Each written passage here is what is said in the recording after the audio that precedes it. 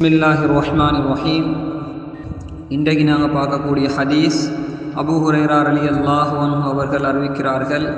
நபி ஸல்லல்லாஹு அலைஹி வஆலிஹி வஸல்லம் அவர்கள் ஒரு நாள் சஹாபா கழிக்கக்கூடிய நேரத்தில் எல்லாரையும் முன்னோக்கி கேட்டாங்க, அத்ததுரூன மல் முஃப்லிஸ், உங்களுக்கு வங்கலோத்துக்காரன் யாருன்னு தெரியுமான்னு கேட்டாங்க. அதாவது லொஸ்டானவர் யாரென்று தெரியுமான்னு கேட்டாங்க சஹாபாக்கள். சஹாபாக்கள் சொன்னாங்க, அல் முஃப்லிசு ஃபீனா மல்லா திர்ஹமலஹு வலா மதாஅ. எங்கள்ல லொஸ்டானவர் யாருன்னு சொன்னா, அல்லாவின் தூதரே, சல்லில்லாதவர், எவர்கிட்ட திர்ஹமோ தீனாரோ திர்ஹமோ இல்லாதவர், சொத்து செல்வம் இல்லாதவர் தான் லொஸ்டானவர் என்று சொல்லி சஹாபாக்கள் அவங்களுக்கு தெரிஞ்சதை சொன்னாங்க.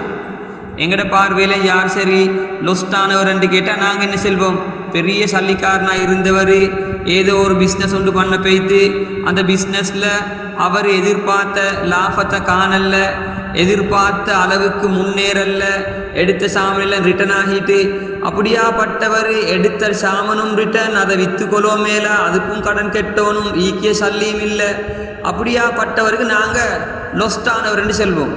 சஹாபாக்களும் அவங்களுக்கு தெரிஞ்சதை சஹாபாக்கள் சொன்னாங்க.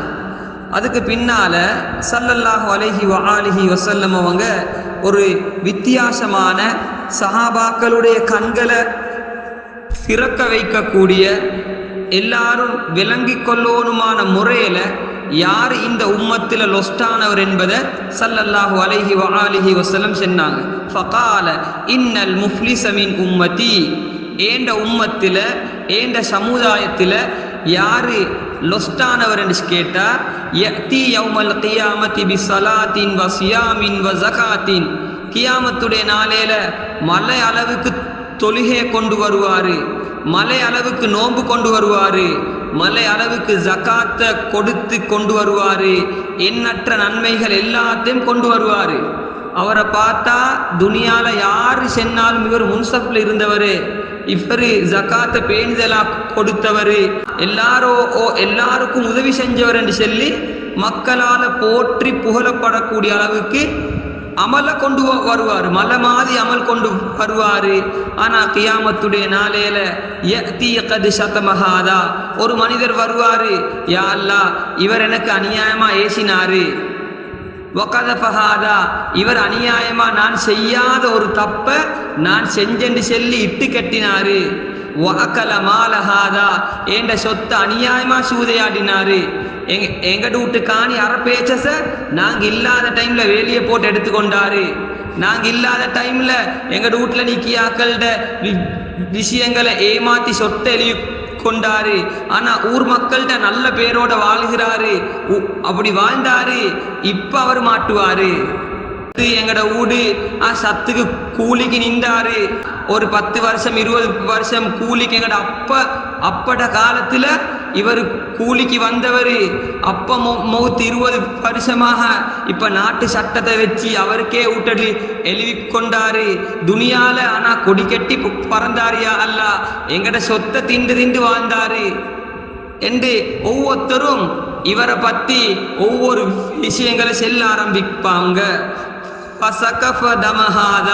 இன்னாருடைய செஞ்சாரு, வளரபஹாதா இவருக்கு அநியாயமா அடிச்சாரு, ஒரு டீச்சராகி கேளும், ஒரு சேராகி கேளும், ஒரு மக்தப்ல பள்ளிக்கூடத்துல மதரசால ஈக்கக்கூடிய உஸ்தாத்மாராகி கேளும், ஒரு உம்மவாயி கேளும், ஒரு வாப்பவாயி கேளும், அல்லது அந்த பிள்ளைகளுக்கு ஒழுக்கம் கற்பிக்கக்கூடிய யாராக இருந்தாலும் அந்த புள்ள செஞ்ச தப்பை விட கூட அடிக்கப்படாது. அப்படி அடிக்கிறது அநியாயம். அவருடைய சொந்த கோபத்தை வச்சு அடிக்கிறாரு.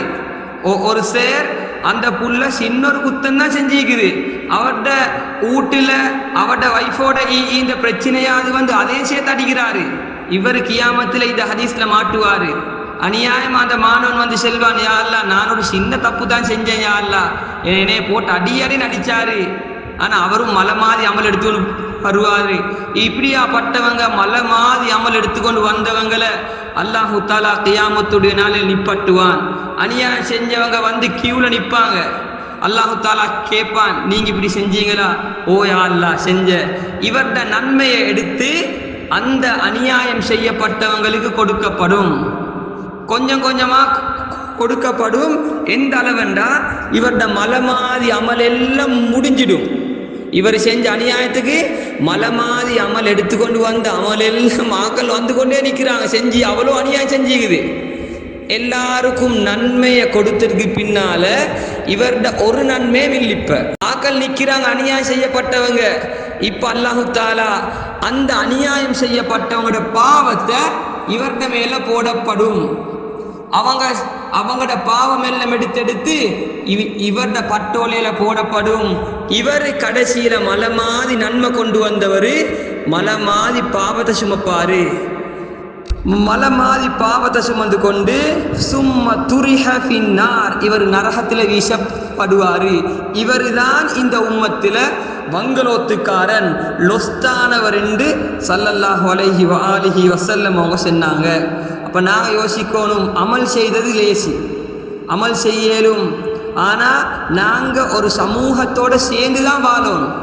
அந்த சமூகத்தோட சேர்ந்து வாழக்கூடிய நேரத்தில் அநியாயம் என்பது இது பெரிய ஒரு பாடம். யாருக்கும் எங்கட பிள்ளையாகி கேளும், எங்கட பெற்றோர்களாகி கேளும், எங்கட கணவனாகி கேளும், எங்கட பிள்ளைகளாகி கேளும், எங்கட உற்றார் உறவினர்களாகி கேளும், யாருக்கும் அநியாயம் செய்யலாம். அநியாயம் செஞ்சோம் என்று சொன்னால் அதுக்கு நாங்கள் மாட்டுவோம். நாங்கள் எப்படியாப்பட்ட கைசேதமான நிலைக்கு தள்ளப்படுவோம் என்றால் கஷ்டப்பட்டு அமல் செய்வோம். முழிச்சு முழிச்சு ஓதிப்போம், முழிச்சு முழிச்சு கஷ்டப்பட்டு நின்று நின்று நிற்கலாம உட்கார்ந்து நின்று எலும்பி எப்படி தொழுதிப்போம். ஆனால் நாங்கள் இந்த ஹதீஸில் சொல்லப்பட்ட அந்த ஏதாவது ஒரு தவறை நாங்கள் செஞ்சிருந்தோம் என்று சொன்னால் அவங்கள்ட்ட நாங்கள் மன்னிப்பு கேட்டது சொன்னால் அங்கே நாங்கள் தப்புவோம்.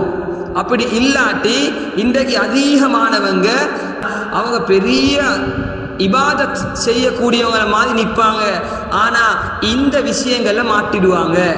அதனால் அல்லாஹ் சுப்ஹானஹு தஆலா எங்களே இந்த ஹதீஸ்ல சொல்லப்பட்ட முஃப்லிஸ்களை விட்டும் வங்கலோத்துக்காரர்களை விட்டும் பாதுகாத்து அல்லாஹு தஆலா ஃபாயிஸீன்கள்ல வெற்றியாளர்கள்ல என்னையும் உங்களையும் அல்லாஹு தஆலா ஆக்குவானாக.